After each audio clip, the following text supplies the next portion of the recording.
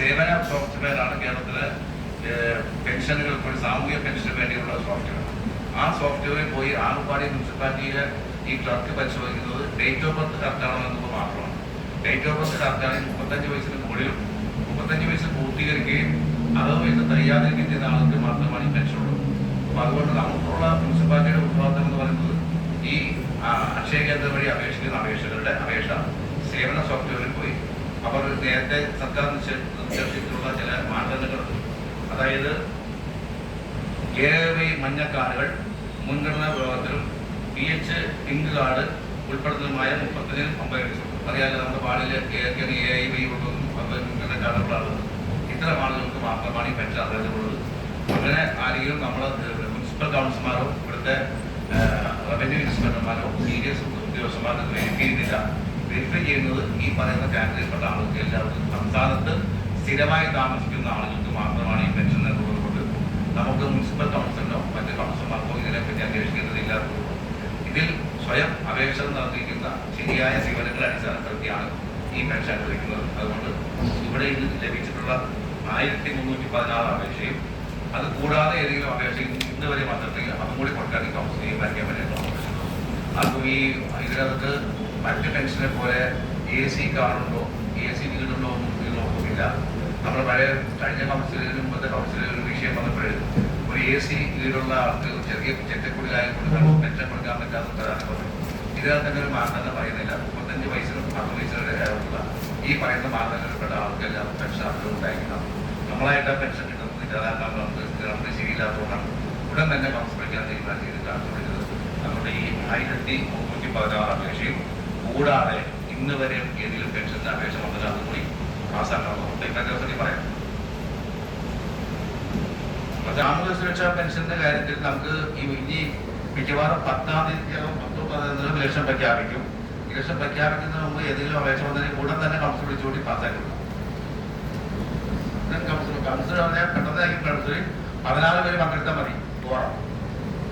എല്ലാവരും വന്നതിനും കുഴപ്പമില്ല. 14 പേര് വെച്ചാൽ പാസ്സാക്കും. അത് നമ്മളായിട്ട് കിട്ടുന്ന ആരോഗ്യത്തിൽ ഇല്ലാതാക്കണം. അപ്പൊ ഒരു കാര്യം ശ്രദ്ധിക്കുക, ഇനി നാളെ മുതലോ മറ്റന്നാൾ മുതലോ ഈ അപേക്ഷ വരുന്നെങ്കിൽ ആ അപേക്ഷ കട്ടൗട്ടേക്ക് വെച്ച് ഒറ്റ ദിവസം കൗൺസിൽ വിളിച്ച് പാസ്സാക്കും. അപ്പൊ ഈ അപേക്ഷകൾ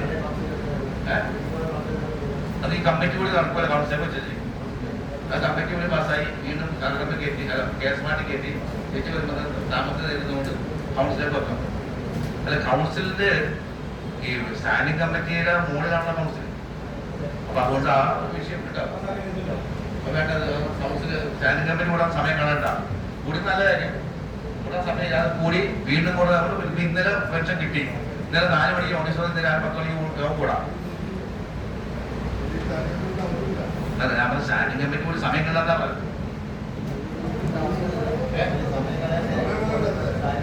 അതായത് 10-12 ലക്ഷം പ്രഖ്യാപിക്കും. കാരണം 5-6 രീതികളിൽ കേന്ദ്ര തെരഞ്ഞെടുപ്പ് കമ്മീഷൻ സംസ്ഥാനത്ത് വരുന്നുണ്ട്. അത് കഴിഞ്ഞ് ബംഗാളിൽ പോകും. തിരിച്ചു വന്നു കഴിഞ്ഞാൽ ഏത് സമയത്ത് പ്രഖ്യാപിക്കുമെന്നാണ് പദ്ധതിയിൽ പറഞ്ഞത്. സംസ്ഥാന ഗവൺമെന്റ് ഈ വരുന്ന മാർച്ച് 4 സംസ്ഥാന ഗവൺമെന്റ് എല്ലാ ഉദ്ഘാടനവും സ്റ്റോപ്പ് ചെയ്യുന്നതാണ് ഇന്ന് പദ്ധതി കണ്ടത്. മന്ത്രിയും അങ്ങനെ പറഞ്ഞത്, രാജീവ് മിനിസ്റ്ററും അങ്ങനെ പറഞ്ഞത്. അപ്പൊ അതുകൊണ്ട് നമുക്ക് വെച്ചുകൊണ്ടിരിക്കേണ്ട കിട്ടുന്ന അപേക്ഷകൾ പാസ്സാക്കാം. അപ്പൊ അടുത്ത മാസത്തിൽ കിട്ടുമല്ലോ. 1316 എന്നുള്ളത് ഇപ്പൊ 1400 കുഴപ്പമില്ല അല്ലേ? എല്ലാ ലിസ്റ്റും ഉണ്ടല്ലേ? ഈ രണ്ടാമത്തെ ലിസ്റ്റ് അയച്ചകളില് ഒരു കറക്റ്റല്ല, മാറി മറിഞ്ഞല്ല. രണ്ടാമത്തെ ലിസ്റ്റ് നാളെ പാസ്സായത് കയറ്റി കഴിഞ്ഞാൽ നാളെ വരുന്ന അപേക്ഷ കയറ്റിയാൽ അത് ഒരു കൃത്രിമത്വം വരും. അത് നമുക്ക് സർക്കാർ മറുപടി അത് നിർത്തിക്കട്ട. നാളെയും നാളെ 1-ാം തീയതി ഞായറാഴ്ച ആണല്ലോ. 1, 2, 3, 4, 5, 6 വരെ നോക്കാം.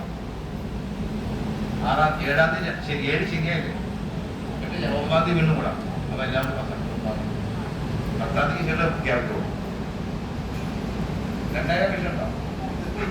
അല്ല, 2000 ഇതെല്ലാം കൂടി ഒരു 10,700 എടുത്തൂലേ? 400 കാണും. 650 ഉണ്ടാവും. മൊത്തം എണ്ണി നോക്കിയില്ലേ? ഏകദേശം ഒരു കാര്യം ചെയ്യും. ഒരാളോട് സഹായത്തിന് വിളിച്ചിട്ടേ ഇന്നും നാളെ കേട്ട് വന്നിട്ട് ഈ പുതിയ അപേക്ഷ വീണ്ടും വരുന്നുണ്ടാ? പുതിയ അപേക്ഷകൾ വന്നുകൊണ്ടിരിക്കുന്നു.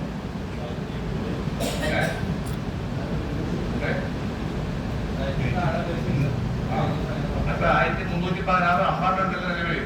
അപ്പൊ 2000 2400 അല്ല 2500 ഞാനല്ലേ പറയും 50 രൂപ എത്രയും 2480 ഇപ്പൊ 1316 അതിന്റെ കൂടെ 50 രൂപ ഉണ്ടെന്ന് പറഞ്ഞില്ലേ അപ്പൊ 1300 1470 ആണോ തെറ്റാണോ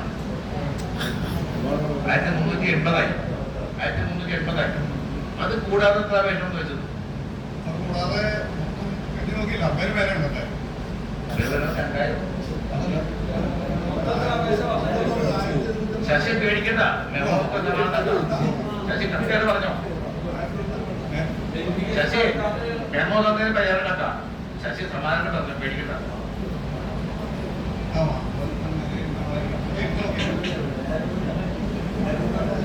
അതില്ല 2000 കണക്കാ പറഞ്ഞത്